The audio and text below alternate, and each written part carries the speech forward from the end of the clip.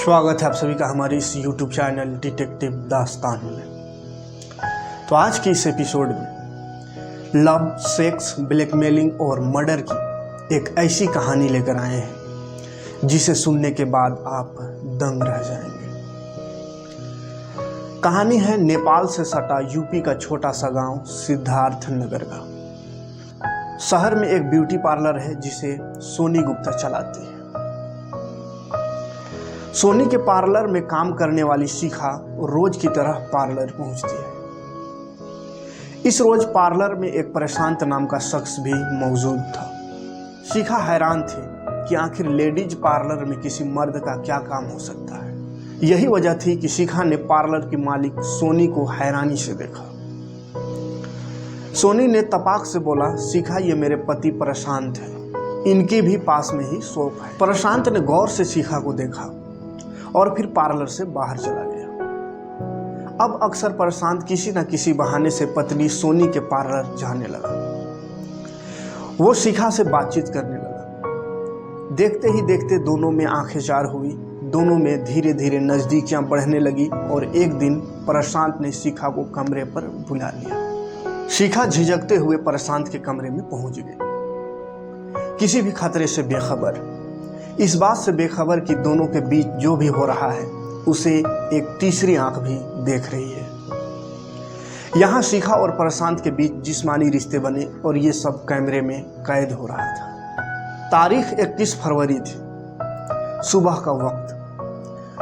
जोगिया कोतवाली क्षेत्र के जोगिया पकड़ी रोड पर नगरा गांव के पास सड़क के किनारे बोरी में पुलिस को एक युवक की लाश मिली।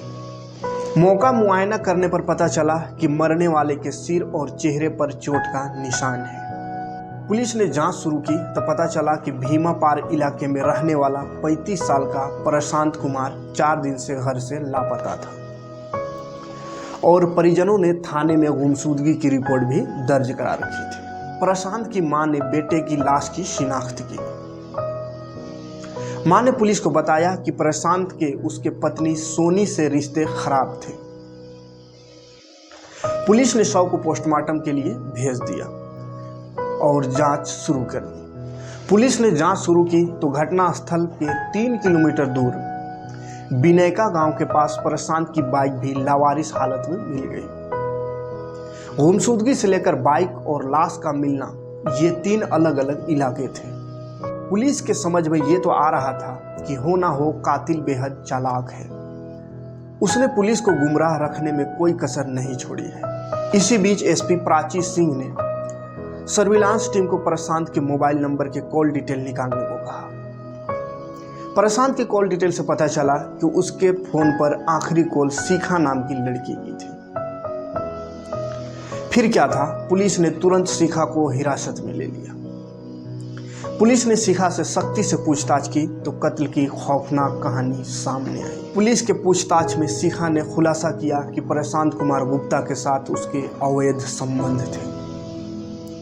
वह शिखा चौरसिया को यह कहकर ब्लैकमेल करता था कि उसके पास शिखा का न्यूड वीडियो है। वह जब चाहता था शिखा के साथ संबंध बनाता था। शिखा का एक लिव इन पार्टनर भी था।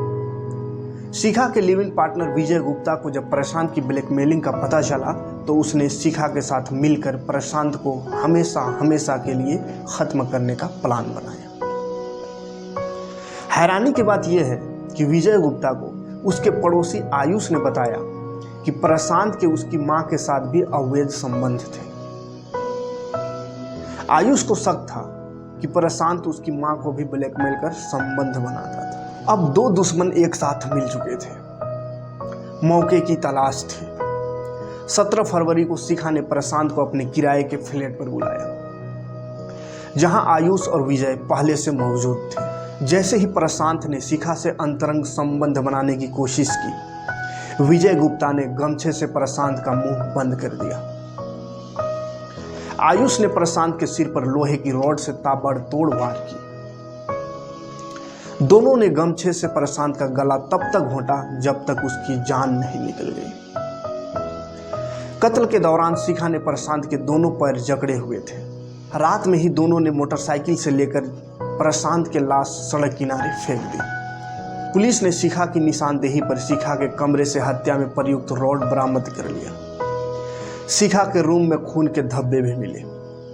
पुलिस ने शिखा और उसके लिव इन पार्टनर विजय को गिरफ्तार कर लिया है और उसे सलाखों के पीछे भेज दिया है। तो ये थी आज की कहानी कैसी लगी कमेंट में ज़रूर बताइएगा, और इसी तरह का कहानी सुनने के लिए हमारे इस चैनल डिटेक्टिव दास्तान को सब्सक्राइब कर बेल का आइकन को प्रेस कर नोटिफिकेशन भी ऑन कर लीजिएगा, ताकि कोई भी वीडियो आपसे मिस ना हो। मिलते हैं नेक्स्ट एपिसोड में ऐसे ही कुछ कहानी लेकर। तब तक के लिए जय हिंद।